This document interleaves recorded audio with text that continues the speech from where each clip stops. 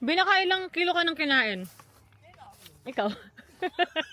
Lugi ba yung nagtanim sa YB?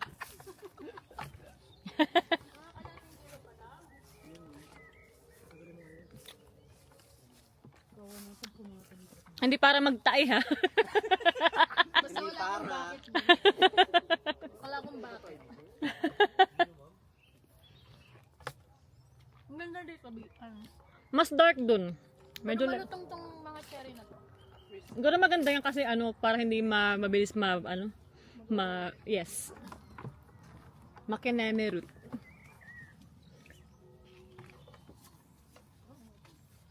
Perfect nito oh. Chismis na ako ng mga pinsang ko. Deserve. Wala daw ako sa New Zealand. Nasaan ka? Uwi daw ako ng uwi every year.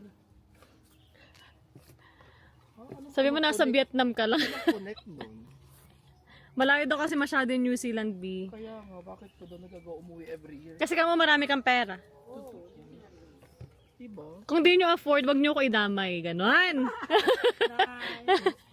Money is not an issue, diba? O, B, libre mo kami later, ha? Talaga ba? Oo, B, kasi money is not an issue, right? Maasim dito pero ano siya maganda to. Kasi Malutong pero maas. hindi pa mara-ripe to. Chicharon ni yarn? Charot ka ba? Ingay mo kasi pag kinaka. Yuck! So dirty!